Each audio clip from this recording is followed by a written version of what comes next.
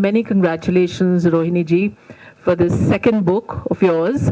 It's a very handsomely produced book. It's available for sale in the bookstall. And the first book too on the royal kitchens of Nepal was very well produced. So I'm going to dive right into the questions with you. One of my favorite food writers is Madhur Jaffrey, and it's a luminous account. It was given to me as a birthday gift at a time when I was least interested in cooking. But the art of writing about food, I thought that was really something. And Madhur Jaffrey says that how when she was a young, poor student at RADA, she was interested in food, but, she didn't cook anything at all, couldn't cook. And back in the day, she would write to her mother, and the mother would send recipes through those airmail envelopes, And that's how her interest in food and then subsequently food writing started. So I want to ask you, Rohini, how did your interest in writing about food start? An interest in food predated the writing and the cooking? Or was it, as in Mother Jaffrey's case, born out of necessity? Right. Rakshanda, thank you so much for the question. I'd first of all like to thank the organizer of this beautiful Himalayan Echoes Festival, Janvi Prasad, better known as Chin Chin to me, and Namita Gokhale, who's been a constant support in my writing career. Rakshanda, your question is really interesting because I don't know if the audience know, but I am a daughter of Nainital. I was born in Agra, but I grew up here. And my parents were, I think, one of the first aristocracies to turn their palaces into a hotel, which was Belvedere Hotel in 1960, 1st of June, now known as Belvedere Palace Hotel. So the passion for cooking started really young. I would follow my mother around while she was giving instructions to the chefs and to the staff, curating menus, organizing all the, the decorations of the tables, the paraphernalia that goes with running a hotel. And I think that, let's say, atmosphere of hospitality and entertaining stayed with me throughout my years. I absorbed it all. And later I was in boarding school here in St. Mary's and went on. Didn't have really a chance to cook as such. But my memories of Nainital remain with me. The beautiful summer months where all the friends and relatives would be escaping the heat of India and coming up here. This round of parties that would happen with the local Nainital, residents, coffee mornings, lunches, dinners, the memories of tinkling classes, tables overladen with food, great atmosphere. So I think that memory has just stayed with me, and my passion has, I think, nurtured from that. So thankfully, I didn't have it to do it as a necessity, but my childhood training helped, I think. Now let's get to talking about the book itself. I don't like to talk about big country, small country, but truly a country the size of Nepal seems to have an enormous variety in terms of its culinary, ranges, different kinds of cooking styles, ingredients, and so on. And while reading the book, I'm also struck by the regional differences. Yeah. So walk us through some of those. Talk about some of those regional differences, and talk us about how they seem to differ quite a bit from each other, considering the geography isn't very vast. Right. So Nepal is a really small country, as you all know. The founder of our nation, the father of our nation, who was King Prithvi Narayan Shah, and he summed it really well as the yam between two stones.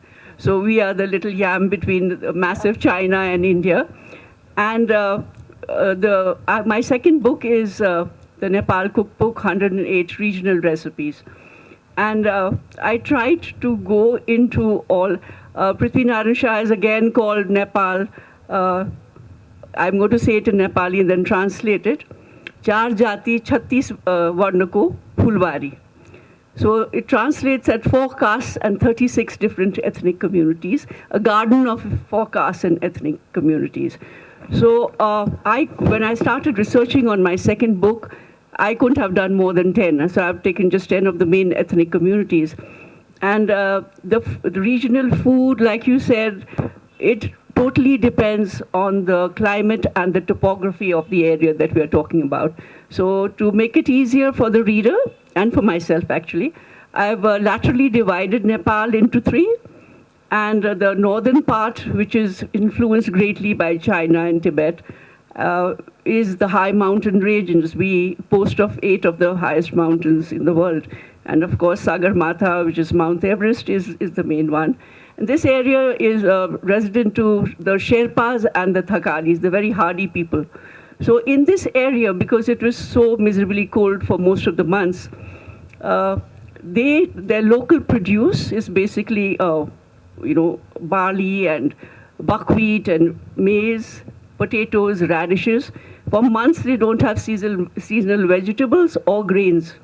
So they tend to ferment, smoke, taking on all these culinary procedures which will provide them food throughout the year. Now, our second belt, we come into the mid-hilly region, which is mainly inhabited by most of the ethnic communities, and starting from the west, which really borders our area here in Nainital, Pithoragarh, Almola.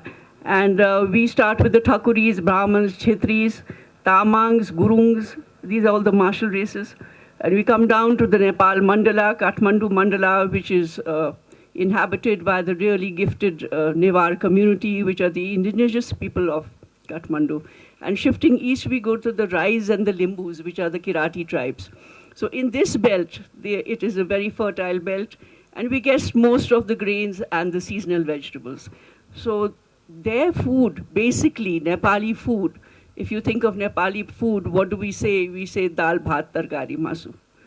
So that is literally our lentils, rice, meat, if you're lucky, vegetables, seasonal vegetables. We really emphasize on seasonal vegetables, and has to accompany the freshly made pickles, the preserves, which again are, I guess, good for gut health and everything. So that is that area. Of course, each region, they have their maize and millet porridges as well that goes with the dal bhat. And then we come down to the steaming jungles of the Tarai, which is inhabited by the Tharus, the Madesis, and the Mithila community. Now that being because of its close proximity to India, is vastly influenced in culture, in language, and culinary, delights by India. So this area, again, is the breadbasket of Nepal, produces main amount of grain, rice, wheat, maize, barley, and a lot of vegetables. And they consume a lot of fish as well. So that is the typical topography of Nepal, and trying to explain the different regions and their culinary habits. A very idle question here. My own family is from the Tarai, and I have childhood memories of these vast fields of rice, but the borders were always lined with pineapple, large amounts of pineapple growing. Do you recall using pineapple in any of your Nepali? Not really. Pineapple is a fruit that is consumed there, but it's not one of the main fruits. No, we haven't got Madeiras. Okay, so those of us here who maybe possibly have not sampled Nepali cooking or don't know very much about it, what is the one distinguishing quality of Nepali food which you think sets it apart from others? Okay. So coming back to our Nepali cooking, our main, like I said, our main meal would be dal, bhat, tarkari, masu, right? But the ingredients, the spices which make it totally different to, let's say, because dal, bhat, tarkari is eaten here in Nainital, Almora, Kathmandu, most of India as well, northern India. Some variation of the other everywhere. Variation is that it's very lightly prepared. We don't use so many of heavy spices and, too much of oil and ghee, which I find is very prevalent in northern India. The two spices which totally differentiate our cooking are Timur and Jimmu. Timur is Szechuan pepper, and Jimmu is mountain allium. Now, these two spices just make that Nepali cooking totally apart. The minute you temper your dal with Jimmu, which is basically dried chives, I'm coming to a proximity, it's not exactly that, but it's dried chives or dried garlic leaves. And Timur, the Szechuan pepper, once you have a dash of that in your achar, you are transported. First of all, it clears all your sinuses because it's so potent. And then you're transported totally, whether you're living in America or anything where the Nepali diaspora are, you go straight back to the mountains and Nepals of Nepal. You mean it's a bit like that where masala tikki that a Kashmiri kitchen would have with with those typical small Kashmiri onions, or the panch phoran that a Bengali would have, So sparkling, a sprinkling of that means you're transported. So is that what you think diasporic NRI really ought to stock up on? I mean, not NRI, sorry, Nepali. Yes, yes, they are the NRNs, very, very similar to the NRIs. Yeah. So we have a massive Nepali diaspora which is spread all around the world, unfortunately due to the very unstable political condition back in our country. So all the youth are literally out everywhere. And what they like to travel with is, of course, their Timur and Jimmu. And it's a funny story I'd like to tell you. We have a lot of fermented greens as well, radish greens which are fermented, and the name is gundruk for it. So there was this a young couple traveling with their gundruk and masyora. Masyora is like a wari, the dried wari. So traveling with that to London, and the gentleman at the immigration asked, "What is this?" And very simply, he says, "Dried grass." And this, eyes opened, and immediately it was confiscated, sent for checking, right, for sampling. And the report comes back, dried spinach not fit for human consumption. So, the Nepalese just love it, and they consume it all the time and are quite healthy also as well. There's another one which is fermented bamboo shoots, tama. Now, you know that you are in a Nepali household a mile apart because it smells so pungent, and the smell stays within your, yes, absolutely, in the air-conditioned houses, in the upholstery, in your hair, in your clothes, it's just there. But then you are Nepali and you love it. Last night over dinner, you were telling me that you've just come back from Sharjah, where you'd gone to promote your new book. Tell me, for a home cook, how does it feel to work in these high-tech kitchens, and what was it like cooking for an audience and cooking in a modern kitchen, a kitchen that's not yours? It's not easy, Rakhshanda, really. I mean, Rakhshanda, I'm telling you the truth. This was my first experience because I'd like to tell you, everyone, I'm not trained professionally at all as a chef, right? It's inborn qualities, nurtured from home, and gone on. Do you cook andaz, say, by? Totally andaz. I think any cook who has a passion for cooking never, is sampling and, taking chammach and 1 cup and 1 spoon. You're usually just cooking andaz. It comes from within. It's an art. So so that's what I do. And then now, and I have a passion for writing as well. So I've combined my 2 passions and come out with 2 cookbooks. But when you go into this sort of atmosphere where you are, there were so many professional chefs cooking, and they had this apron for me saying Chef Rohini Rana. And I said, I'm not a chef, and I'm an author, But anyway, and they had these other chefs who were helping us, get the ingredients together, prepare everything. And I am those very daunting stoves with their very fancy sort of settings, heat settings. Absolutely, you're so right. We are so used to our little gas stoves which we put on, and medium heat, high heat. There were these induction stoves, which are very difficult for, I think, professional cooking, So I was so lucky, I was blessed. The chef helping me happened to be a Nepali. And I hadn't traveled with our 2 spices which I've named because, like I said, the Middle East and something that looks like dried grass, I am not taking that risk, So, and the chef managed to get me the spices from home. So that was great, and that was a great experience. I think I enjoyed it. The Arabic community enjoyed what I cooked, so that was nice. Okay, so before the lady there holds up her 5-minute card, let's talk about one of the most interesting things about the book and about Nepali cooking, which is the consumption of alcohol, which is such an important part of everyday life. And you mentioned both the alcoholic and the non-alcoholic drinks, and the drinks that accompany the food. Talk us through about both the alcoholic ones and the non-alcoholic. Right. So food is an integral part of Nepalese culture and society, the festivals, everything just like food is the centrifugal force where everything goes around. Like Sujeev and I'm here, the Nevari community, which is the indigenous community from Nepal. And I had to say just one line. There's a great line where it says that Nevari bigriyo bhojle, Parvatiya bigriyo mojle, Nevari Bigrio Bhojle, meaning the hill people got spoilt because their idea of having fun, while the Nevars got spoilt by the idea of feasting too much. So what goes with the food is this copious amounts of alcohol, which are all brewed in their own homes, or they have these local bhattis. They use whichever grain in whichever area is produced. You just ferment that grain, you brew it. So the Nevars love their Rakshi and their Aila, which are the Rakshi is very similar to, let's say, vodka and Rakshi. Rakshi. Oh, that's the shortened version of my name. I didn't know there was a drink named after it. Wow. Now I know the effervescence where it comes from. Heady, absolutely. It's strong but heady. So the Rakshi and the Aila is another Nevari drink, again prepared. And, throughout the feasting, you are just drinking and drinking.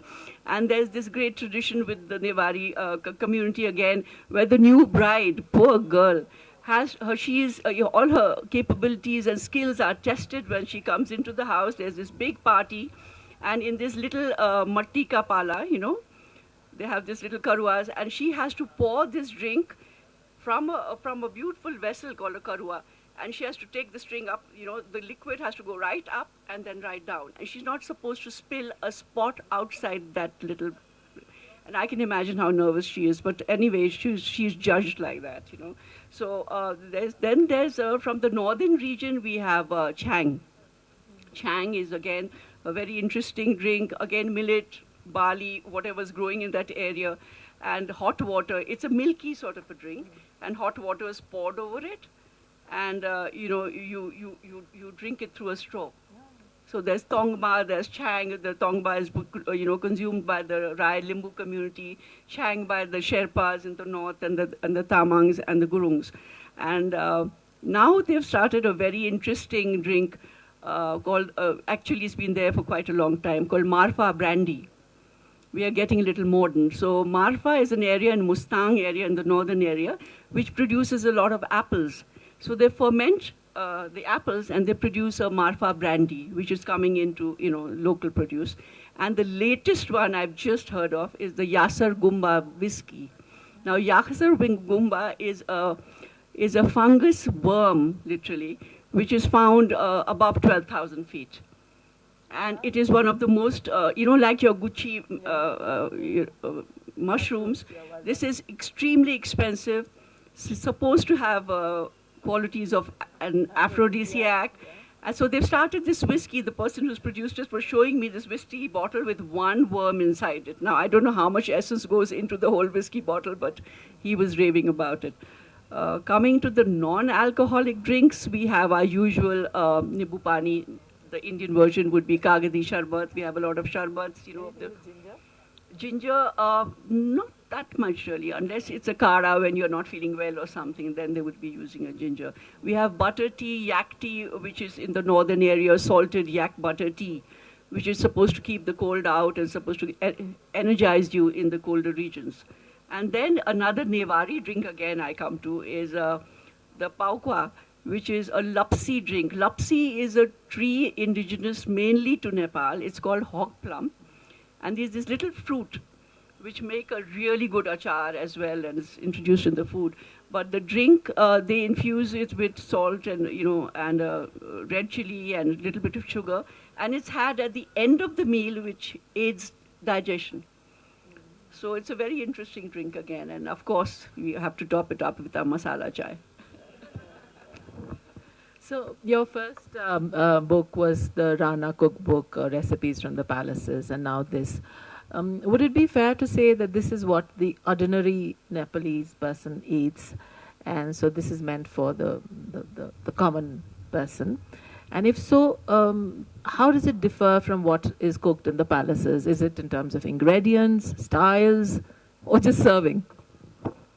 So the Nepali food, as I told you, a basic meal is your dal bhat tarkari. Very, very nutritious, balanced. You've got your protein, carbohydrate, fibers, all, even your fermentation for your gut health, all in one platter. The carbohydrates are the rice or the millet porridges. Your dal is the protein, your meat is the protein, your fibers are the fresh seasonal vegetables, and the achars that go with it, the fresh achars as well as the fermented. So it's a perfect, really well-balanced, nutritious meal. Now, the Rana cookbook is another story. The starter of the dynasty was Jung Bahadur, and the Ranas have been in power for about 104 years as de facto rulers of the country from 1846 to 1951. The Shah kings were always there, and the Ranas were the aristocracy, they were the prime ministers, and it became a lineage from elder brother to elder brother so that all the families stayed in power. They were invited by the British government to help with the sepoy mutiny. And so Jung Bahadur with his Gorkhali troops went to Lucknow and helped quell the mutiny there. And as a prize, he was allowed to loot Lucknow. So it was called the Loot of Lucknow. So he absorbed a lot of because this was the first time for him to be out of the country, absorbed a lot of the local architecture, the style of, the tehzeeb of the Avdi tehzeeb, the way of dressing, angarkhas are, double-breasted coats, and the way we wish we do darshan, which is a lot like adab, and we say hajur, which is like hazur, so it's a little bit of, and what came back with the emeralds and diamonds from the Loot of Lucknow were the khansamas. The voice is going. Hello? No, I think it's there. You want to use mine? Yeah. So what came back with the Loot of Lucknow with the emeralds and diamonds were the khansamas of the kitchens.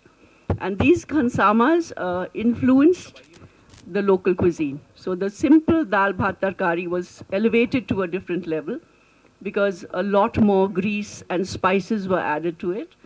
And the way the meats were prepared, and they used a lot of the shikar meat and the jungly fowl and the birds as well. And very interesting just to note, because the Ranas were a very conservative society, they would eat, especially rice. Rice was eaten in the main kitchen, cooked by Brahmin ladies or gentlemen or women of their own caste. They could not eat rice cooked by anyone else. They were really traditional. So one would ask, where did the khansamas enter the scene? Because they were mainly Muslim. And they would have their separate kitchens outside. And they would be cooking the food there. And that food couldn't be eaten with the rice. They would have it at tea time, which was khaja. So they would be having all their pulaus and their meats and their dishes. So that's how Rana cuisine is very much different. It's just richer, and it brings that imprint of Awadh into, that is the thing we were talking about, cross cultures and, borders. So it's so interesting how food has come across and influenced our culture. That's very interesting. I didn't know that. Now, one last question from me, and then we'll take some from the audience. I personally think that cooking for yourself is a form of self-love that I heartily endorse. I love to have the kitchen to myself and cook something just for myself, and I'll cook it with all the frills. Even if it's a pasta, I want to do it following every step. No hurrying, no Maggie for me, no omelette on toast. Now, if you were to cook just for yourself, what would you cook? Okay, just for myself, I would love to have, this is a recipe curated by my grandmother-in-law, who was also from Kangra. And she was a great, great cook. My grandfather-in-law traveled all over the world after the Rana regime was over. And she made this dish called chicken macaroni. So it's a typical Nepali chicken curry, a thick sort of curry, and added macaroni to it, and with a large dash of the kurke kursani achar, which is a dried green chili pickle that we used with all our food. And what would you eat it with? People eat it with rice, usually, or the beaten rice, chura. So carbs on carbs. Carbs on carbs. But I like it because it's one meal in itself. If you've got the macaroni, so you've got your carbs and you've got your protein, so that is my total favorite dish. Oh, nice. Very interesting. Yeah. Okay, so we have a couple of minutes. If there are any questions, please do ask Rohini. There's a young girl there. Yes. Will somebody pass this?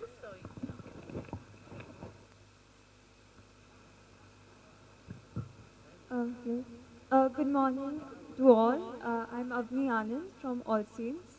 And Ms. Rana, I'd like to ask you that since you've been brought up in the Khmau region, Do you have any future plans of writing a 108 regional cookbook on Kumaoni cuisine? Oh, interesting. I should ask that. That is a beautiful question, and I wish I was so adventurous, because I live in Nepal.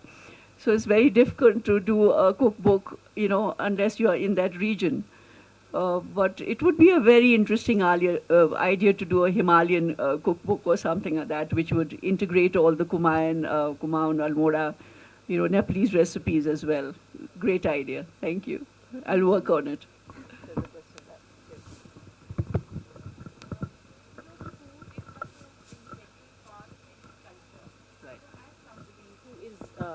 Food is such an integral part of any culture, and as somebody who is documenting recipes, you are preserving a part of history. So how important do you think it is to document food, recipes, the culture around food? It could be any part of the mountains, which is in focus today, or any part of a country. How important do you think food is to a culture and documenting it? I think food is very important to our culture because literally in Nepal, food is the centrifugal force of all the traditions, the festivals, everything. I mean, days go in preparing the food for the festival. The puja doesn't take much time, but the preparation of the food and imbibing it takes more time. So with my Rana cookbook, that was one of the ideas. In fact, I had that idea because all I know about Nepali cooking, being from India, I didn't know Nepali cooking. And all I know about it was taught to me by my husband's nanny called Chinya Champa Didi. She was this great figure who just lived with our family, never got married, and died at the age of 85 in literally my arms. So she taught me whatever. And I was thinking sometimes when I would be asking her to make this or, asking her for a recipe, she didn't really like to share the recipes, But I thought, after Nani, what, So, and that idea came to me, and I thought it is so important to document these recipes before they die a natural death. And I didn't out of the 136 recipes, 100 are from my own home, my husband's home. But I thought, there were 9 Rana prime ministers. I thought, let's make it, inclusive of all the families. And I reached out to all the other, families and got a couple of recipes. And some of them are so time intensive, so labor intensive, that no one in today's fast world food, this culture of fast food, has the time or the energy to make it. So I said, let me at least document it in case one young child one day says, oh, I'm going to try this out. So I've documented a lot of, just to give you a small example, one dish called kancho bari. So it's pieces of meat which are pounded in an iron mortar and pestle for hours till it becomes fibrous. So you have to have the manpower as well as the inclination to do something like that. And it's really fibrous, and it comes into a bowl. You mix the spices, and you half fry it, take it out till it just congeals, and then you make a little square on top. You cut a square, not the through way, and then you fry it again just before serving, and it fluffs up like a little ball, and it looks like a flower. And, unless it's really pounded and all that egg goes into it and makes it fluffy, it just doesn't happen. So that recipe is like one of the lost recipes now of Nepal. Interesting. We have time for just one last. Can I? The young man at the back. Can I? Mind if we take that the young man there? He's been raising his hand for quite a bit.